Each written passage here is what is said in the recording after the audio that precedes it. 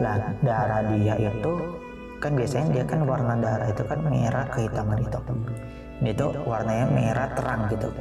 Kayak hampir kayak merah marun tapi dia terang. Biasanya kalau darah-darah encer kayak gitu, dia kondisinya juga encer juga. Itu biasanya anemia.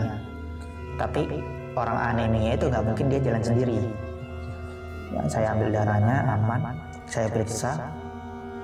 Di alat itu nggak mau membaca. Hasilnya 000 semua. Itu banyak sampel, ada ribuan itu kalau dikerjain itu bisa ya sekitaran 6 jam 7 jaman. Udah bodo amat lah. Orang saya juga capek juga saya ngerjain. Ternyata saya di dalam itu udah sembuh.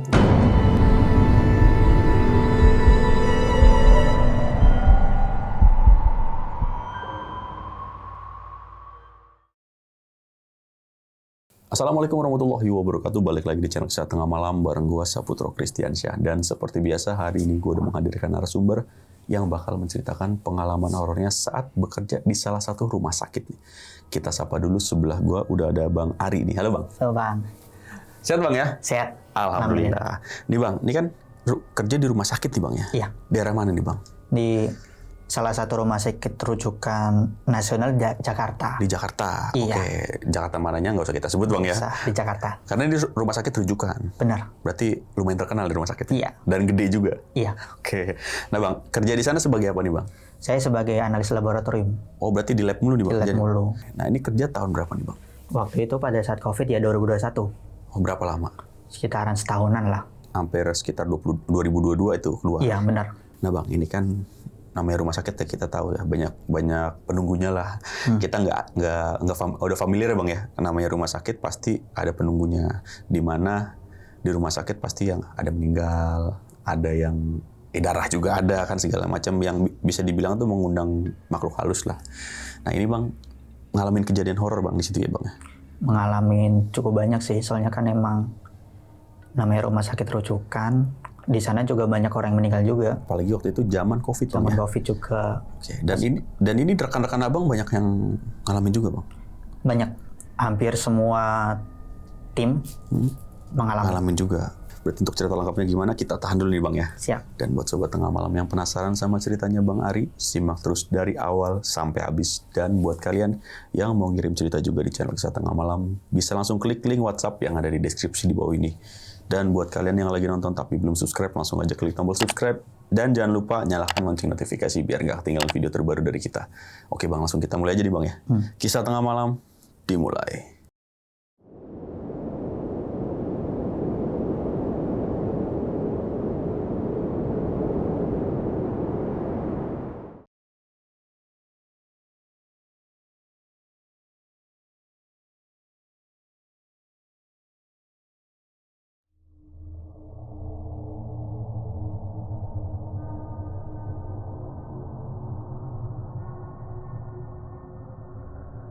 Oke Bang, jadi gimana ceritanya Bang? Oke, jadi waktu itu kan saya kan pertama kali bekerja di situ kan karena tugas ya.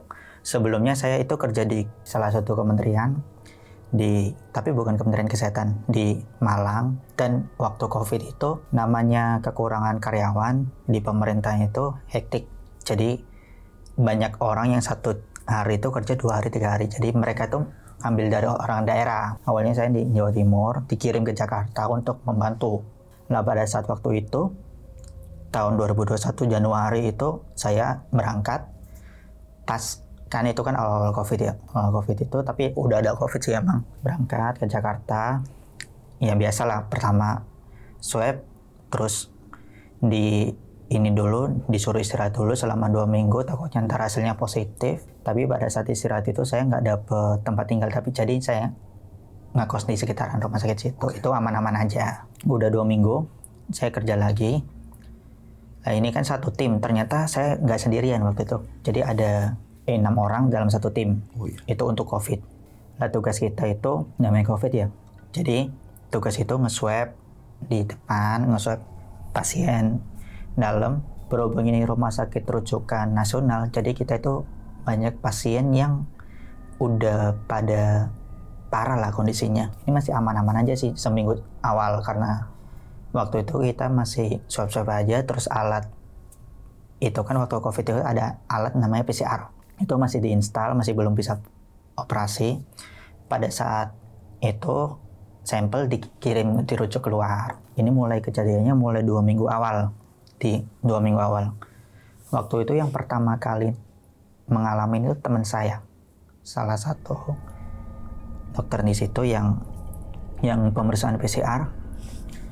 Dia itu kita pikir kan dia ini ya kayak bercanda atau apa, tapi pada saat keluar dari lab itu dia itu wajahnya pucat. Jadi mungkin saya ceritain petanya labnya dulu ya. Jadi di rumah sakit ini itu waktu masuk pintu depan itu ada beberapa lab. Jadi lab khusus hematologi, parasitologi, dan PCR. Ini ada beberapa lab. Karena penyakit tersebut itu nggak bisa disamain dengan yang lain. Jadi harus benar-benar steril lah. Ya, lab sendiri-sendiri. Lab gitu. sendiri-sendiri gitu.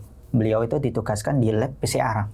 Dan saya sama teman-teman itu di lab yang hematologi. Karena hematologi itu lebih banyak pasiennya. Jadi orangnya tiba-tiba keluar ke kita dan wajahnya pucat. Kita tanyain kenapa, nggak mau menjawab. Pada saat hari kedua, ini saya ditugaskan di sana itu sendirian. Jadi jam kerja saya itu 24 jam besok libur. Jadi seharian full. Otomatis kan malamnya juga iya. Ini mulai waktu pagi sampai siang sore itu aman-aman aja. Pada saat jam 10 malam itu saya lagi ngerjain sampel PCR. Karena PCR itu kan ada kayak alat-alat kimia gitu. Kita sampel satu-satu. Dikerjain. Kan di alat PCR itu kan ada kaca. Saya lihat itu ada bayangan di kaca tersebut. Ini pada saat 2 minggu pertama. Di dalam kaca tersebut ada bayangan. Pas saya lihat toleh ke belakang, tidak ada. Waktu itu kan di lab kan kita kan pakai baju hazmat, face shield, terus pakai masker N95.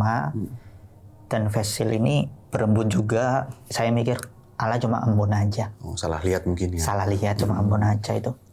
Ya udah saya kerja seperti biasa. Pas jam 1 malam itu kan alat baru bisa saya putar karena udah kelar semua. Jadi ada prosesnya itu, prosesnya panjang. Alat baru bisa dinyalain jam 1 malam. Pada saat mau nyalain itu ada orang yang berbisik di belakang saya, berbisik nyebut nama saya, Ari gitu. Saya toleh ke belakang, nggak ada orang sama sekali. Dan saya juga udah paling halusinasi nih. Saya nyalain musik. Sebetulnya nggak boleh nyalain musik, tapi karena saya sendirian ini merinding, takut. Jadi saya hilangkan itu dengan musik. Tapi musiknya ini berubah jadi musik ini gamelan-gamelan Sunda gitu.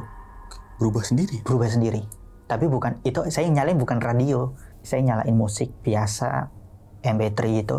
Kok ada lagu Sunda ya? Kayaknya di playlist saya nggak ada lagu Sunda. Oh ya, playlist kan abang yang buat ya? Iya, saya yang buat. Sedangkan saya kan orang Jawa ya. Kan nggak mungkin juga ada lagu Sunda. Iya, dari ngerti juga. Jawa Timur ya tadi? Iya benar.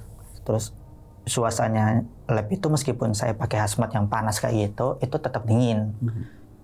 Terus saya, udah bodo amat lah. Yang penting alat udah selesai.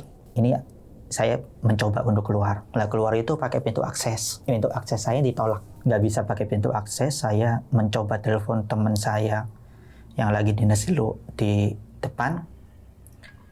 Pada saat suara telepon itu ada suara nafas. Suara nafas yang cukup berat. Entah itu siapa. Ya, ini kenapa ini? Terus saya nyeletuk. Kalau mau ganggu jangan ke saya. Saya di sini mau kerja. Cari uang. Dia bilang, kamu pergi aja. Oh, suara yang tadi? Iya, ada suara. Kamu pergi aja. Kamu nggak pantas di sini. Kamu pergi aja. Terus saya diam. Ini apa? Ini beneran? Kan nggak ada orang itu sendirian di dalam ya. Ya udah. Ujungnya saya mohon maaf kalau saya ada salah. Saya nggak permisi dulu masuknya. Ini kan namanya orang kerja kan. Mungkin saya awalnya nggak permisi ya, nggak bilang apa gitu, ujung-ujung masuk-masuk aja, kerja-kerja. Akhirnya pada saat jam 2 malam itu bisa buka pintu. Baru bisa aksesnya? Akses baru bisa itu pada saat pertama kali saya mengalami, tapi itu mengalaminya cukup, ya biasa aja lah kalau di rumah sakit kayak gitu. Udah biasa, keluar, dan teman saya katanya itu, loh kamu kok masih di dalam, katanya kamu ini ke atas. Gimana ibu, maksudnya orang saya tadi di PCR kok. Kamu tadi ke atas, ada pasien meninggal di atas, kamu disuruh nge-swab pasien itu. Kan COVID kan pada saat meninggal itu kan syaratnya salah satu dari pemerintah kan harus di-swab lagi. Kamu swab di atas. Ibu, saya di dalam, ada bukti CCTV-nya juga. Pas dilihat di CCTV, saya nggak ada. Nggak ada. Di ruang lab itu? Di PCR itu nggak ada. Nah ini saya juga bingung juga. Ya ada yang nggak beres nih. Ujung-ujungnya saya ke hematologi, nggak berani ke PCR. Hasil ini, kan dia kan komputer ya. Ya udah nanti saya lihat pada saat jam 6 pagi, kalau udah pagi. Orang dia saya otomatisin komputer. Ujung-ujungnya saya ngerjain yang lain. Ini hari pertama masih oke. Lah pada saat besoknya jam 6 pagi, saya lihat hasilnya itu positif semua sih emang. Tapi kayaknya nggak mungkin juga, soalnya kan itu kan ada kontrol negatif juga. Itu nggak mungkin positif, harus negatif, kontrol negatif itu. Jadi saya ada kesalahan di situ, di saya mungkin saya mikirnya. Pada saat ngambil sampel ini ada bercak tangan. Kan di lab itu nggak boleh pakai tangan kosong, harus pakai sarung tangan. Itu ada bercak tangan dan kelihatan jelas ada sidik jarinya gitu. Oh mungkin ini pertanda lah. Ya paginya kembali lagi ke kos itu. Pas siangnya jam 8 pagi itu saya dipanggil ke HRD. Dipanggil, Ari, kamu dipanggil ke HRD. Saya habis dinas 24 jam Kak. Capek, nggak mau ngantuk, mau tidur. Kamu dipanggil jam 8, ya udah saya dipanggil. Ternyata saya dikasih fasilitas waktu itu dari kementerian. Kamu nanti dikasih, kan berhubung asrama udah penuh, kita sewain hotel di sekitaran sini. Ya dikasih hotel. Tapi cuman gitu, hotelnya ini kamarnya biasa aja gitu. Untuk seukuran kamar oke lah. Tapi saya berdua tahu sendiri. Kamu berdua sama saya samarin aja sama Sam gitu ya. Sama Sam. Oke, Ibu, saya berdua, ujungnya saya kemas-kemas barang saya, jam 10 pagi itu check-in ke hotel. Pas saya check-in, Mas, saya dari rumah sakit ini, disuruh ke hotel ini, katanya dapat kamar. Boleh minta KTP-nya? Boleh. Dikasih kamar. Saya masih ingat itu, kamar itu kamar nomor 505. Sedangkan hotel itu liftnya itu hanya sampai 4 lantai. Loh? Jadi Mas ini kan berhubung Mas dari program pemerintah, jadi kita itu nggak ada kamar yang bagus, jadi kita dapat oh ya nggak apa-apa Mas, yang penting kamar gitu. Tapi liftnya sampai lantai 4 aja. Oke, nggak apa-apa. Pas saya naik lift lantai 4, saya naik tangga lantai 5, ini suasananya beda. Jadi kan hotel kan biasanya harusnya dingin ya, dingin. Jadi saya di lantai 5 itu kok panas gitu. Tapi panasnya bukan panas gerah, kayak panas nggak enak itu suasananya. Ya udah saya masuk kamar 505, saya buka pintu. Dalam kamar ini itu kayak kamar biasa aja. Tapi yang aneh itu nggak ada kaca. Hotel biasanya ada kaca di kamar mandi atau di mana itu ada kaca. Ini nggak ada kaca sama sekali. Kalau jendela?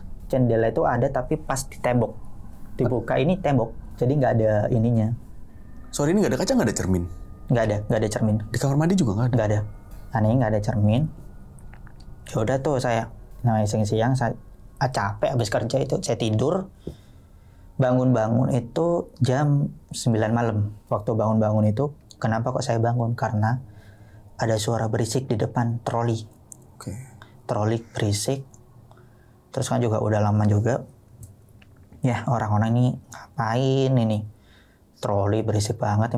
Saya lihat jamnya juga jam 21, jam makan namanya. Baru bangun tidur, terus saya mandi. Mandi itu airnya itu agak-agak bau-bau amis gitu. Pas mandi agak-agak bau-bau amis, terus ya namanya bau gitu, ujung-ujungnya saya nggak jadi mandi lah. Daripada ini nggak jadi mandi, ya udah. Terus saya mencoba tidur lagi pada saat jam 12 lebih itu, kalau nggak salah 12.15an gitu. Itu saya bangun karena ada telepon. Pas saya ngangkat telepon, dia diem aja. ya udah nih paling orang salah sambung gitu mau telepon kemana gitu ya. Terus saya mencoba tidur lagi jam 1-an gitu, saya kan pakai jam gitu, jam 1-an bangun lagi karena ada orang ketok jam 1 malam. Saya buka pintu nggak ada orang sama sekali. Oh paling orang iseng lah. Saya mencoba mikir positif waktu itu. Pas tidur saya nggak tahu jam berapa ya. Saya waktu itu nggak bisa ngerakin badan saya, kayak rep-rep tuh apa? Kayak ketindihan. Iya, ketindihan. Kayak ketindihan gitu. Terus ketindihan orang badan besar, hitam-hitam gitu. Dia itu ngeliatin saya aja. Saya juga ketakutan waktu itu. Saya mencoba baca-baca surat-surat, entah itu surat Al-Fatihah, entah itu Anas dan sebagainya gitu. Tapi dia ketawa aja. Malah diketawain. Diketawain. Percuma kamu baca-baca gitu, percuma. Kita juga sama-sama Islam katanya. Kalau kamu ini ya udah pergi aja, aku biar bisa bangun gitu pikir. Saya bangun pas saya dengar azan subuh. Kemungkinan ya jam 4-an, jam setengah 5-an lah. Bangun. Nah pas azan subuh itu kan saya mengalami hal seperti itu ya. Ya udah saya bangun, saya keluar dari pintu, turun ke bawah, resepsionisnya itu waktu itu subuh-subuh mungkin dia tidur ya, dia nggak ada di ini. Ya udah saya tidur di bawah di lobi. Pas jam 6-an saya dibangunin sama satpam. Mas dari mana? Saya dari atas Pak, nginep di sini. Nomor kamarnya berapa? 505. Satpamnya kaget. Nomor berapa? 505. Mas, kita cuma sampai lantai 4 aja sih. Pak, ini ada kamarnya, ada kuncinya. Pas di resepsionisnya, data saya itu belum check-in. Data saya ada tapi belum check-in. Tapi ada kuncinya bener, kunci hotel itu. Terus saya ditemani oleh resepsionis sama satpam. Ternyata saya tidur itu di rooftop atas hotel pas pagi-pagi itu. Barang-barang ada di situ? Barang-barang ada di situ. Kan saya cuma bawa satu ransel doang. Berhubung saya cuma bawa satu ransel, bajunya cuma 3-4 bijian, geledakan di tengah-tengah gitu. Nah saya bingung ya, saya nggak, ya kok gini, hotelnya kok gini. Baru hari pertama ini. Saya telepon HRD, Bu saya boleh pindah hotel nggak? Boleh, tapi budget ya. Saya di hotel yang budget gitu. Iya. Yang ya udah saya pindah. Pas pindah hotel itu benar kamarnya kamar 302 benar. Kamar benar. Dan ternyata Sam itu kemarin nungguin saya di situ. Oh di hotel yang ini? Iya, baru. Iya tadi ada satu lagi si Sam ini ya? Baru Iya. ya? Sebetulnya Sam itu juga dikasih hotel itu. Saya juga diberitahu ternyata HRD ini beritahu itu kan tadi kan sekitar jam 9 pagi, 10 pagian lah ya. Saya ke hotel itu. Dia beritahu lagi itu jam 12 karena hotelnya itu nggak jadi disewain. Kamu kemarin kemana aja? Kan Sam ini kebetulan dia itu beda ini ya, divisi dengan saya, dia keperawatan. Saya di hotel, enggak, kita kan udah pindah di hotel budget. Nah katanya ibu, saya samarin lagi Ibu Sylvie, katanya di situ. Iya awalnya di situ, tapi disuruh pindah, kamu ada WA-nya. Tadi saya telepon beliau, dia iyain aja, katanya suruh pindah ke hotel budget. Udahlah, udah positif aja udah, daripada pikir pusing udah. Ya udah saya di kamar itu, ya udah mandi. Pas saya mandi itu kan hotel itu kan kayak kaca-kaca gini, mandinya shower terus ada kaca-kacanya panas gitu. Mandi di kaca-kaca ini ada orang ngeliatin.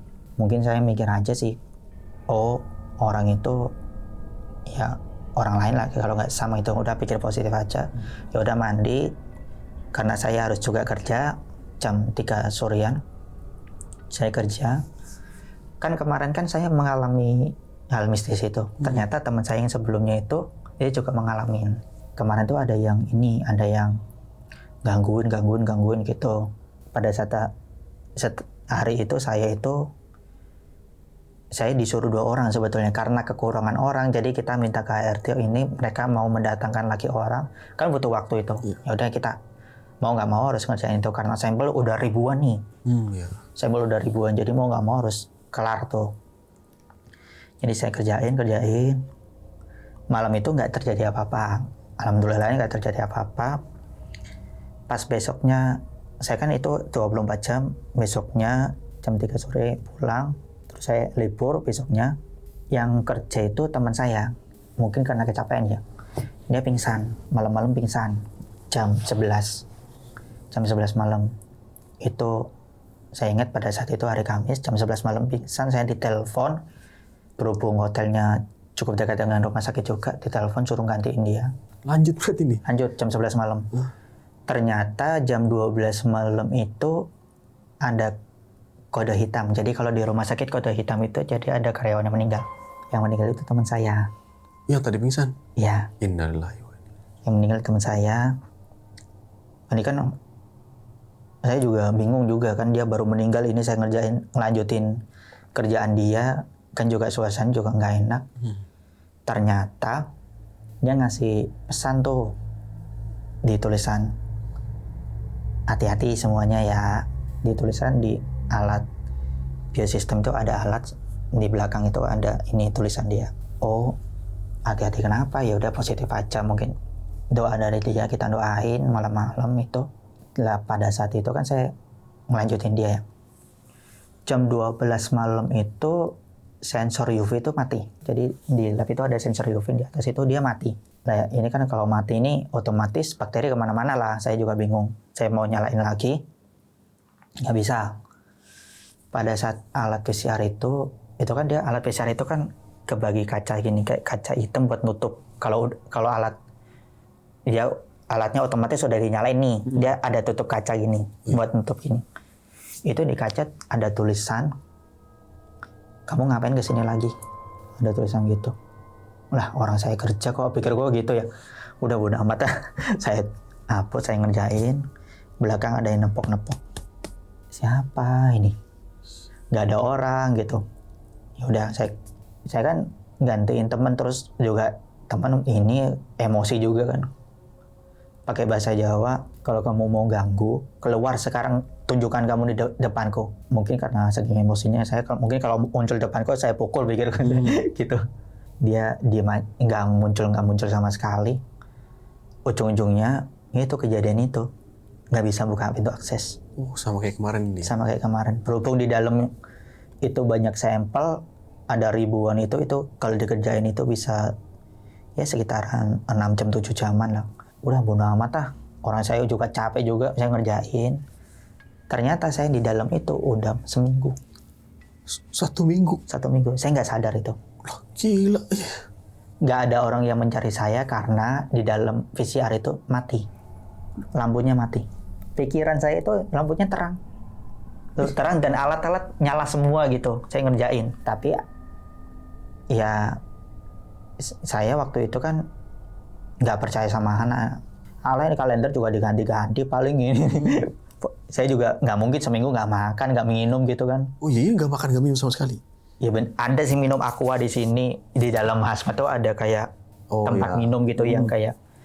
Tapi kan waktu seminggu cuma aqua kecil 500 ml kan nggak mungkin.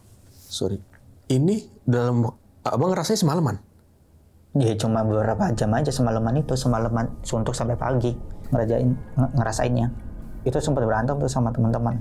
Kalau kamu emang di dalam, kamu nggak keluar tuh selama seminggu itu. Soalnya saya keluar itu pakai baju hazmat, ada temanku yang tahu. Nggak mungkin kalau gitu, nggak mungkin saya pingsan selama seminggu atau gimana. Nggak, itu kan kemarin kan sampel kan ada banyak tuh, ada kejadian kemarin itu dirujuk semua pasiennya. Sampel itu dirujuk semua. Karena ya namanya berduka, ini anak-anak nggak mau ngerjain juga. Dirujuk semuanya biar kelar gitu. Oh sorry, berarti tuh selama seminggu itu ruang PCR nggak digunain? Nggak digunain, tapi saya mikirnya itu saya ngerjain sampel. Oh yang ribuan itu? Iya, tapi emang hasilnya itu emang waktu itu negatif semua. Saya negatif ya udah saya negatif. Nggak mikir apa-apa, udah kerja aja, pikiran juga suntuk. Bodo amat lah, hantu-hantu ini bodo amat lah, muncul pukul gitu pokoknya. Ya, sempat berdebat tuh sama teman-teman. Waktu itu ada salah satu orang, yaitu dari pengawas gitu. Dia orangnya bisa sih ngeliat itu. Kami itu ada yang suka katanya. Orang-orang di sini, kamu kemarin tuh selama di sini seminggu awal itu kamu di mana aja? Saya kan ngomong tuh minggu-minggu awal. Saya bagian swab apa di ruangan. Oh, ruangan lantai berapa tuh, ditanyain. Itu soalnya setiap layer itu setiap lantai beda-beda. Di lantai 4 ICU lantai ini. Mungkin tuh salah satu orang yang di ICU itu suka sama kamu, jadi dia mau nggak mau kamu harus ikut. Ya udah, kamu orang Islam. Iya. Ya udah sini sholat tobat sama aku. Ya udah saya ini sholat tobat ini aman. Pada saat waktu itu perjalanannya itu lumayan lama, itu aman, sekitaran 6 bulan tuh aman. Lah pada saat saya ingat bulan Agustus 2021 itu kan udah agak-agak hektik lagi tuh COVID di rumah sakit Wisma Atlet itu nggak tercukupin ini, jadi pasiennya beberapa ditaruh di tempat-tempat yang lain. Kayak saya kan nggak di Wisma Atlet tuh, di rumah sakit yang lain. Ya udah waktu itu selama 6 bulan aman-aman aja. Pada saat 6 bulan terakhir terus ada orang baru. Nah, orang baru ini juga mengalami kejadian yang sama kita alami waktu awal-awal. Kita itu bilang ke dia, udah dia itu kenalan aja. Tapi dia itu setiap kita suruh dinner malam dia selalu kesurupan. Ya udah ujung-ujungnya kan yang hotel yang paling dekat itu kan saya ya, kebetulan saya ganti-gantiin dia. Terus jam-jam 3 subuh itu saya mau ngambil barang di gudang, di lab di gudang itu, karena ada barang yang habis di PCR itu, di belakang itu ada gudang. Lah di gudang itu terkenal dengan itu cerita-cerita urban legend lah. Orang-orang nyebutnya itu perawat atau gimana. Tapi waktu itu saya mengalaminya, itu ada cewek bajunya putih, bukan perawat. Dia itu menghadap ke tembok sana. Di dalam gudang ini? Di dalam gudang. Ya namanya saya mode ketakutan, merinding juga. Gudang nggak saya tutup kan, harusnya kan dibuka, gudang harus ditutup lagi. Saya buka aja, saya ganjel dengan ini. Tapi ada ceweknya itu. Saya ngambil barang, pas mau keluar, pintu ketutup sendiri. Padahal itu saya ganjel. Ada ganjelannya padahal? Iya. Saya ganjel, pintu ketutup sendiri. Ya elah, apa lagi ini saya gitu. Saya mohon maaf sama dia, mohon maaf kalau saya kurang sopan ini. Jadi saya keluar. Pas keluar itu ketemu salah satu teman saya, dokter itu. Dok, jangan ke gudang, ada inilah, biasa. Pas dia lihat, nggak ada apa-apa nih, Ri. Kamu mah aneh-aneh aja, katanya dia. Kamu udah makan apa belum? Belum, Dok. Ya itu halusinasi kamu, ntar nggak ada apa-apa ini. Yaudah kamu makan dulu, makan ke dapur. Yaudah ujungnya saya makan ke dapur. Lepas di dapur itu teman saya yang anak baru ini, dia itu ketakutan. Gini ketakutan. Ngeliat saya itu selalu ketakutan. Kamu kenapa? Pergi Mas, pergi. Aku nggak mau Mas di sini, pergi. Kamu kok ngusir saya? Kenapa kamu? Udah pergi aja Mas. Ya udah, saya daripada ini debat, ini orang di rumah sakit juga. Ya udah saya harinya pergi. Pas setelah saya pergi, dia kesurupan lagi. Kan kebetulan supervisor saya kan bisa ya gitu nyemuin. Kata dia itu ketempelan arwah teman saya yang kemarin meninggal. Oh, yang jam 12 itu? Iya, yang awal-awal itu meninggal itu. Lalu kalau katanya beliau, dia itu minta dibenerin lah ininya, apa itu namanya, pemakamannya, karena ya namanya COVID waktu itu ya. Jadi dimakamin kan berdasarkan COVID tuh kayak dibungkus plastik atau apa. Dia disuruh mintain lah. Ujung-ujungnya saya telepon ke keluarganya, ini keluarganya malah marah-marah. Ya udahlah, biarin. Mereka juga kehilangan keluarga juga ini. Juga udah lama juga. Lah kejadian itu selalu berulang. Teman saya itu yang kesurupan itu selalu berulang.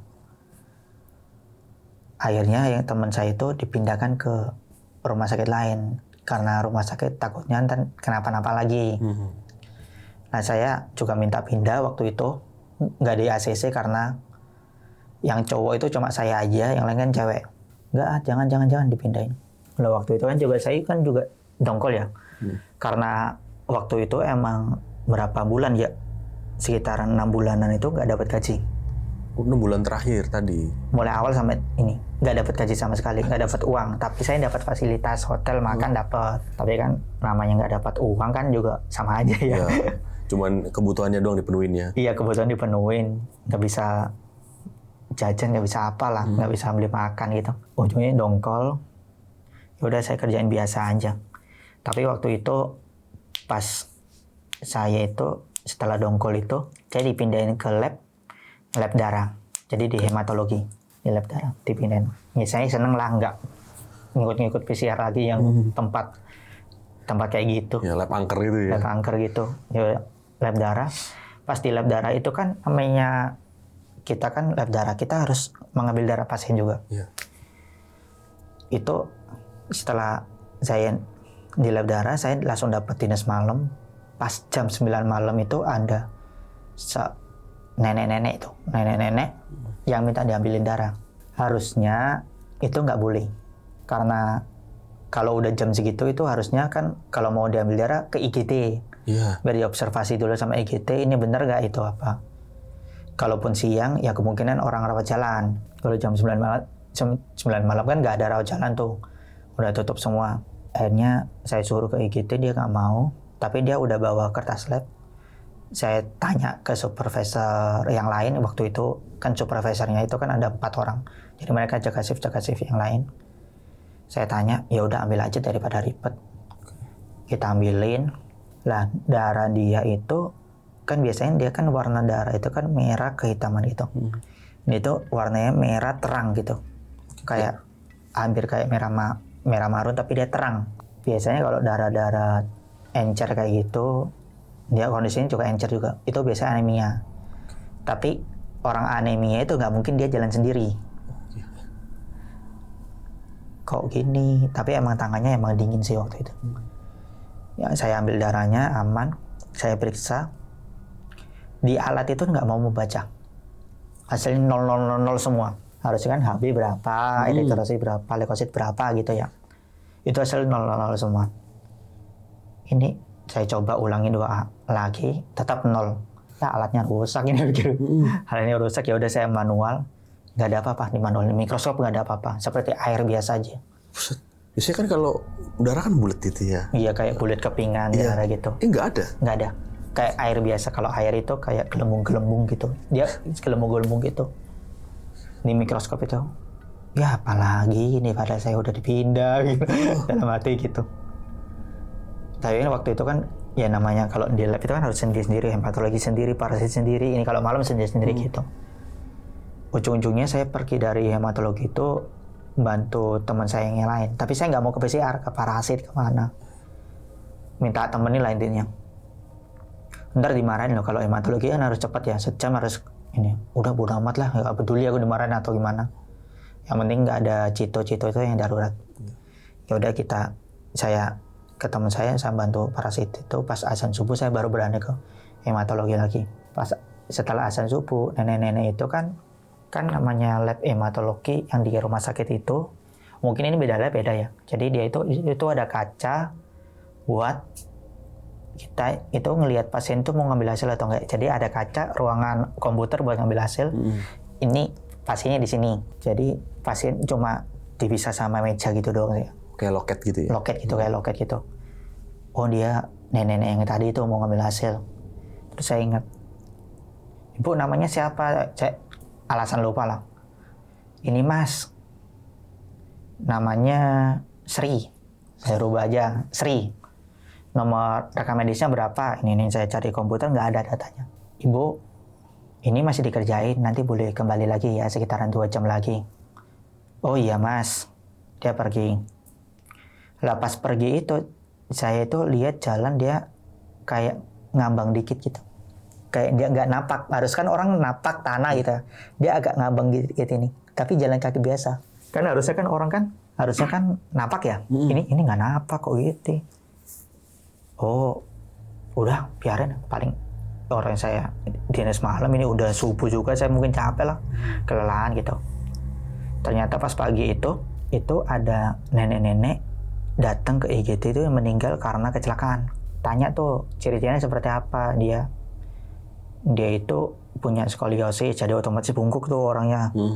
Meninggal, ini kecelakaan, dia kehabisan darah. Dia itu pakai baju putih yang saya lihat semalam persis. Terus namanya siapa? Sri. Lah, kok Sri ya? Emang semalam udah bodo amat ah. Itu kan jam 6 pagi itu kan, saya kan belum pulang tuh. Jam pulang saya kan jam 9 pagi kalau dinas malam tuh. Ini yang diambil darahnya semalam? Iya.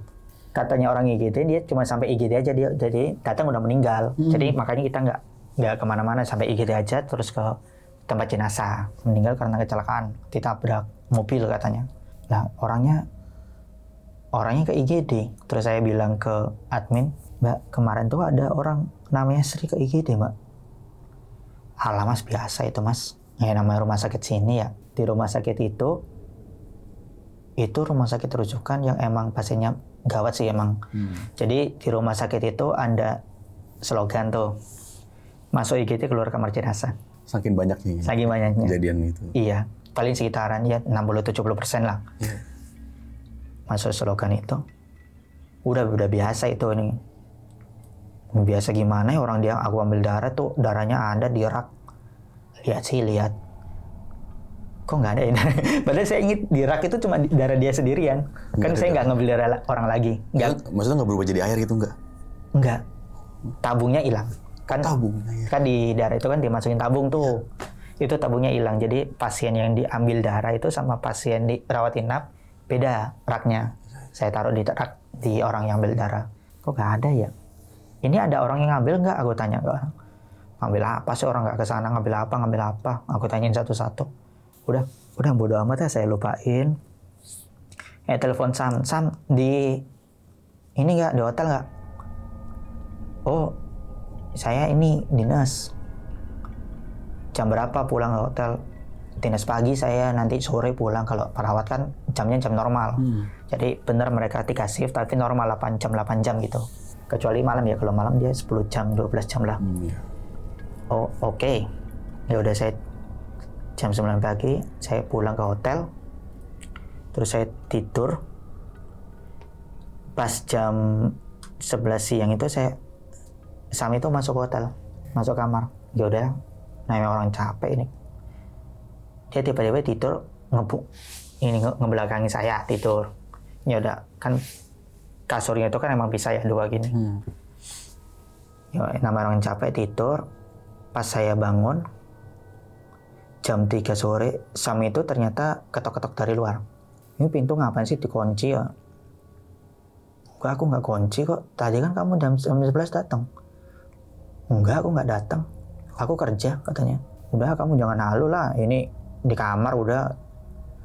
Dia masuk pintu itu kan nggak aku kunci. Aku buka gini aja kan dia bisa. Tapi kata dia dikunci. Aslinya enggak sebenarnya? Enggak, dibuka gini aja bisa. Entah dia ke sistem dari dalam entah gimana. Enggak aku kunci Sam, enggak aku kunci. Enggak, itu tadi kamu kunci kok. Aku nggak bisa masuk tadi kamu. Ya udah nggak apa-apa, udah biarin aja. Yang penting bisa masuk ini.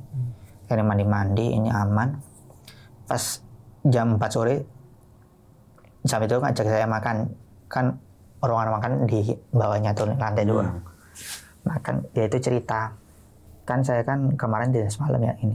Di hotel itu ada orang yang menyerupai saya masuk. Lah berhubung dia itu dari desa di Kalimantan itu, dia pelosok, rumahnya pelosok. Oh, si Sam ini orang Kalimantan? Orang Kalimantan. Dia orang pelosok itu, ya namanya orang pelosok itu mungkin udah biasa lah kalau ada gitu-gitu. Terus dia tidur ini, dia tiba-tiba duduk, Sam juga duduk, tanya, kamu siapa? Saya ini mau teman kamu. Kamu ngapain ke sini, katanya dia. Saya mau teman kamu. Udah pergi aja, pergi sama ya namanya dia orang pelosok, orang hutan-hutan, berani. Udah deh, akhirnya saya tanya itu hilang sendiri, pergi. Terus aku ditanya sama dia, yuk kita cari orang pinter lah. Aku nggak ada uang Sam. Tahu sendiri kan belum gajian. Udah ayo aman. Biar aku aja yang bayarin. Dia kebetulan ya ada lah sedikit-sedikit. Jadi sekitaran di Jakarta. Kalau nggak salah itu Jakarta Pusat itu ada satu ya ustadz gitulah, kayak Habib gitulah. Gitu tanya, terus dia itu saya kan belum memperkenalkan diri ya. Ayo Mas Ari silakan duduk, kok dia tahu namaku. Udah tahu duluan. Mas jadi gini ya, Mas pernah ngelakuin salah apa? Langsung dia bilang gitu. Loh maksudnya Pak? Saya juga bingung. Udahlah, kalau mau ngelakuin kesalahan apa bilang aja, saya nggak akan ngecat. Saya juga bingung yang ngelakuin kesalahan apa. Ini saya juga kerja bener, nggak melakukan aneh-aneh. Lagi juga mau aneh-aneh juga nggak ada uangnya juga. Nggak. Tapi saya ingat pas saya di kos itu pernah tuh waktu malam-malam ya kan, di kos itu katanya dia itu saya buang air secara sembarangan. Buang air? Iya, buang air kecil gitu. Tapi saya ingat-ingat lagi, pas di kos itu emang bukan buang air sih. Namanya malam-malam ya, ini kan kosnya kan kamar mandi kepisah. Lumayan jauh, jadi males saya ada aqua gitu, saya kencing di aqua. Lah pas paginya itu saya buangnya itu mungkin masuk kresek sampah kali ya. Itu dibersihkan dulu, katanya dia. Saya disuruh sama ustadz itu ke kosnya, saya minta ini ke ibunya. Ibu saya gini, saya dulu pernah gini. Oh iya Mas, terus disuruh apa? Itu kan dikasih air sama kayak bidara Arab gitulah, tumbuhan gitu. Itu dicampur di air, itu saya suruh nyemprotin ini di kamar. Ya udah Mas, itu berhubung kamar juga kosong, kasih kunci, ada ibu kos, saya semprotin semuanya aman. Tapi waktu disemprotin badan saya itu panas sepanas-panasnya, jadi kayak orang gerah gitu. Tapi orang-orang biasa aja, jadi ya berhubung saya tahan aja, panas-panas. Tapi keluar kos juga panas tetap sama. Sam, kembali ke Ustadz udah ya, ini didoain apa ini, setelah didoain aman-aman aja, badan panas saya aja hilang. Langsung hilang setelah didoain. Kamu jangan aneh-aneh lagi. Oh iya Ustadz, ya maaf, saya juga nggak tahu kalau ada saya ada salah di situ, saya nggak tahu juga. Ya udah, setelah itu saya balik Ustadz, dibekalin kayak air gitu, disuruh nyiram di kamar saya di hotel. Ujungnya kita siram-siram juga sama. Lah pas disiram-siram itu banyak suara teriakan. Banyak banget, kayak orang pular konser lah. Orang pas konser gitu, teriakan gitu. Oh, ini apa sama? Udah bodo amat lah, semprot aja lah. Disemprot di ini. Ujung-ujungnya kita hari itu, aku sama Sam itu malam-malam nggak tidur di hotel karena takut. Lah pas paginya itu kita kan masuk hotel aman-aman aja. Setelah itu aman sampai saya hampir kelar apa itu namanya, masa kontrak saya. Yang ditelepon dari kementerian tersebut disuruh balik lagi ke Malang karena udah kondusif juga kondisinya. Kalau mau di situ, tapi saya nggak dapat fasilitas. Ya udah, berhubung saya nggak dibayar, ya aja balik ke Malang gitu. Saya minta tiket pulang. Waktu itu pas hari terakhir itu ada teman saya tuh. Dia kan teman saya nyamperin saya di PCR, teman saya yang meninggal. Oh, si almarhum ini. Iya. Katanya hati-hati, kalau ada apa-apa kamu jangan lupa berdoa, ini jangan lupa. Ya udah, saya juga pamit, ini hati-hati ya. Terima kasih atas bantuannya selama ini. Saya juga waktu itu nggak bisa ngomong, nggak bisa apa, ngeliat wajah dia mungkin teringat juga ini. Teman sendiri gitu, meskipun kita ketemu cuma berapa bulan sih, berapa bulan, nggak ada. Jarang ya ketemu ya? Ketemu juga jarang juga. Paling kalau dijabarin semua cuma berapa jam juga. Iya sih. Ya udah, terima kasih juga. Terima kasih, dia bilang, terus hilang. pas saya mau pulang itu ada aja kejadian tuh, yang kan pulang waktu itu kan diberi tiket naik kereta tuh, naik kereta ke Pasar Senen. Lah saya ketinggalan waktu itu, pas mau pulang ada aja yang ketinggalan di hotel. Pas awal itu ketinggalan HP, terus saya kembali ke hotel. Pas saya mau naik busway itu saya jatuh ini kesandung. Ada aja ya. Ada aja kesandung, ya udah bodo amat ya, aku pulang gitu. Naik busway. Pas nyampe di itu ternyata saya kan waktu itu kurang tahu juga halte Senen itu kan ada 2 gitu ya. Saya di halte Senennya sini, terus saya jalan kakinya itu bukan ke arah stasiun tapi ke arah Keramat. Beda jalan. Iya. Lah gobloknya saya itu saya nggak tanya ke orang-orang. Terus saya sadar ada PMI. Lah ini masalah jalan nih. Kembali lagi ini. Hampir aja ketinggalan kereta. Ya tinggal berapa menit lagi itu saya sampai ngejar-ngejar kereta di dalam. Pas. Nah ini bagusnya pemerintah sih, untungnya gajinya dibayar. Pas saya di kereta itu ada transferan masuk. Berarti dirapel gitu. Dirapel itu. Dalam setahun itu. Iya. Buset dah. Sama aja nabung ya. Sama aja nabung. Nah pas itu ya setelah itu aman-aman aja saya balik lagi ke Malang. Berhubung saya dapat kerjaan lagi di Jakarta, ya saya nyampe ke Jakarta lagi kerja yang lain di bidang lain. Di bidang yang lain, bukan di rumah sakit lagi. Tetap di lab tapi beda rumah sakit. Oh iya, maksudnya bukan lab itu lagi ya. Gila, ceritanya serem banget nih. Dimana bisa dibilang nih ya, awal mula dari semua teror itu gara-gara kencing di botol. Iya. Iya, kalau kata ustadznya, hantu apa tuh yang neror abang? Dia nggak bilang sih kalau hantunya apa, cuman saya itu kurang ajar karena saya udah nyiram anak-anaknya. Oh. Mungkin ya pas di kresek itu kan namanya botol ini lepas. Kresek aku taruh di sampah ada dekat-dekat situ kan ada anak-anak mereka. Maaf ya bang, air yang kencingnya itu dibuangnya ke toilet apa ke tempat sampah? Kreseknya aku tempat sampah ya. Tempat sampah. Bukan tempat sampah sih, jadi kayak perkumpulan sampah gitu loh. Oh, yang orang yang biasa buang sampah ngegunung gitu ya? Ngegunung gitu, perkumpulan sampah. Yaudah saya buang aja, saya lempar buang aja. Berarti kayak semacam nyebar gitu ya? Kayaknya nyebar deh. Dan nggak sengaja kena mungkin iya, ya? mungkin. Dan itu yang bisa dibilang nyebabin, nggak juga sih ya, kalau misalnya nyebabin teror abang di rumah sakit, banyak teman-teman juga nih yang ngalamin. Iya, kalau di rumah sakit itu emang banyak teman-teman yang ngalamin karena mungkin ya, di situ kan emang banyak darah-darah tuh. Ya. Itu bisa ngundang mereka. Ya mungkin yang teman-teman alamin ini ya pure dari rumah sakit. Nah abang nih yang ekstrimnya kan bisa sampai seminggu tuh di ruang PCR. PCR ya bener ya?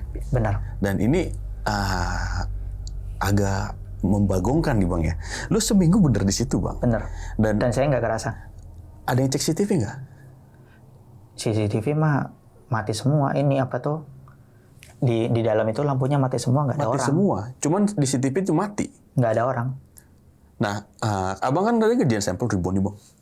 Itu sampelnya bener abang kerjain apa emang sampel yang aslinya tuh nggak dirujuk nggak?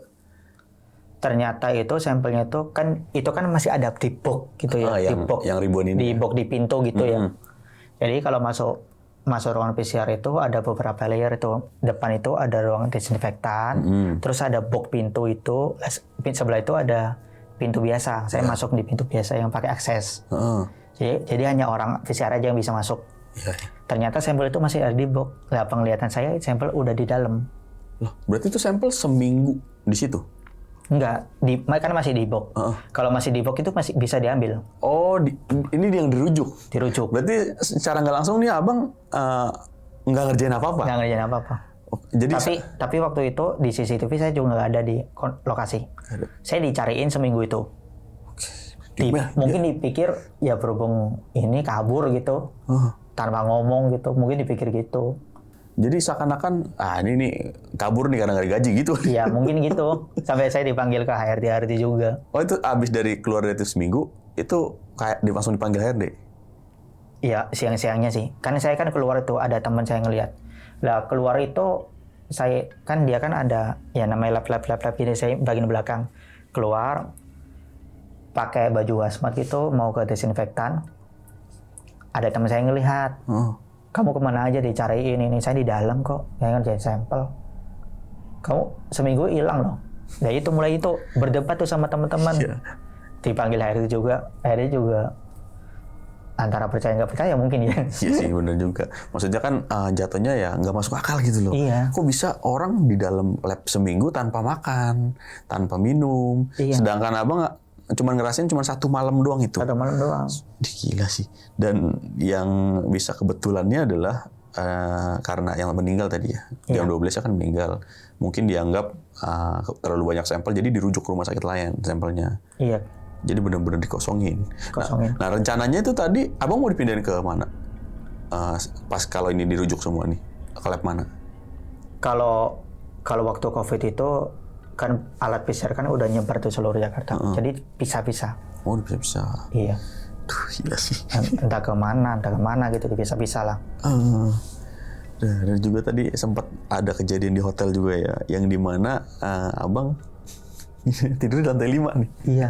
Dan tadi juga ternyata di rooftop ala-ala, rooftop tempat AC itu. berarti secara nggak langsung abang tidur atas langit. Iya. Wah buset, nggak ada atap. Untungnya nggak hujan ya. Bener. Kalau hujan ya, gila sih itu. Jadi kayak semacam di sirup ya, segala macam. Itu hotel lantai 4, nah abang lantai 5. Nah itu kuncinya gimana itu? Kuncinya bener, tapi tulisannya 505. Ada tulisannya 505. Ada. Dan bener kunci hotel itu? Kunci hotel. Kan kunci hotelnya itu kan kayak kartu gitu. Itu bener. Tap kartu. Tap kartu. Ada tulisannya 505? Iya, kamar 505, terus ada logo-logonya hotel gitu, ya. Bener, sesuai. Lah orang-orang juga bingung, kayaknya nggak ada deh kamar ini. Abang nerimanya kan dari resepsionis? Iya. Orang beneran itu? Nggak tahu ya. Tapi yang pertama abang Tapi ya awalnya juga aman-aman aja saya pikirnya. yang pertama abang lihat resepsionisnya nih, ada yang aneh nggak? Mukanya pucat? Nggak ada. Nggak ada, kayak orang bener? Orang bener. Dan ramai nggak waktu pertama abang? Oh sepi. Sepi, cuman ada dia? Iya. Apa ada orang lain gitu? Nggak ada. Nggak ada, cuman ada dia doang? Oke. Kan soalnya juga itu kan juga hotel yang gede gitu. Iya.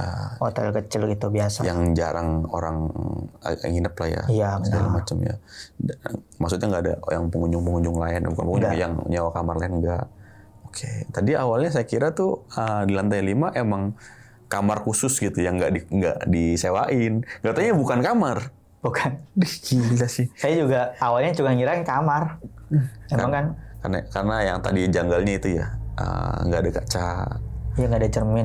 Cermin ya, bukan kaca, cermin. Kalau kaca jendela ada, emang ada langsung tembok. Yang cermin yang nggak ada ya. Balik lagi ke rumah sakit nih bang. Masalah si nenek ini, saya agak bingung nih bang. Bukan bingung sih. Dia meninggal pagi, malamnya datang. Dicek darahnya. Itu maksudnya bener ngambil bang? Bener ngambil. Jadi kalau di rumah sakit tersebut itu kebanyakan ya, mereka itu aneh-aneh cerita kayak gitu itu di ICU-nya. Kalau di rumah sakit tersebut di Urban Legend-nya. Iya. Biasanya kalau dia itu meninggal pasti sorenya itu masih ada tuh di bednya tuh, biasanya perawat-perawat kayak gitu. Iya. Jadi kayak semacam dia ada duluan. Iya. Nah, baru setelahnya nggak lama meninggal. Iya. Gitu ya. Berarti ini yang saya bingung tuh darahnya kemana? Nggak tahu. Dan tabungnya juga hilang berarti bang? Iya. Terus sangkain abang mau pulang lagi tabungnya kan?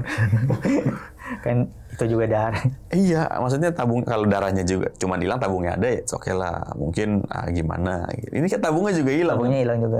Makanya saya cari-cari, saya tanya teman-teman itu. Ada yang ngambil ya? Enggak. Ngapain juga ngambil juga kan? Tapi untuk hasil labnya kan ada tuh. Komputer. Di komputer, belum sempat di print ya? Belum ke print. Kan dia kan 00 semua. Ya, jadi aneh alat nggak mau ngeprint. Iya, aneh juga kan. Kalau misalnya ngeprint, jadi ini buat bukti ini. Nih, hasilnya 0000. Duh, kacau sih. Oke, itu tadi cerita dari Bang Ari nih. Jadi dinas malam yang bisa dibilang mengerikan ya Bang. Bahkan tadi sampai bisa dibilang apa ya, masuk alam gaib ya Bang ya. Iya. Dimana rumah sakit, ya kita tahu lah rumah sakit pasti angker Bang ya. Dan di rumah sakit kan namanya orang-orang kedokteran kadang-kadang banyak yang nggak percaya gituan. Tapi yang ngalamin juga nih akhirnya nih. Tapi awalnya emang nggak percaya gituan ya Bang ya? Awalnya enggak. Cuma karena ya aman-aman aja awalnya aman-aman selama aja. ini. Dan ternyata ngalamin sendiri bahwa bisa-bisanya gitu ya, orang seminggu nggak makan nggak ini tapi nggak ngerasa apa bang, bener bang, nggak lapar gitu pas keluar bang, Enggak, bener-bener nggak ada, maksudnya Nggak ada. lapar banget gitu nggak? nggak ada. Kalau seminggu orang nggak makan kan turun berat badan, nggak turun kan bang? Nggak turun. Kan berarti aneh nih di sini. Aduh. Oke, thank you banget nih bang. Udah Ya. mau share pengalaman pribadi yang luar biasa nih. Ini Sobat Tengah Malam, gimana pendapat kalian? Tulis di kolom komentar nih. Kalau kalian suka dengan video ini bisa share, like, dan subscribe channel ini. Oke, segitu dulu akhir kata gue Putro pamit undur diri. Bang Ari juga pamit undur diri. Wassalamualaikum warahmatullahi wabarakatuh.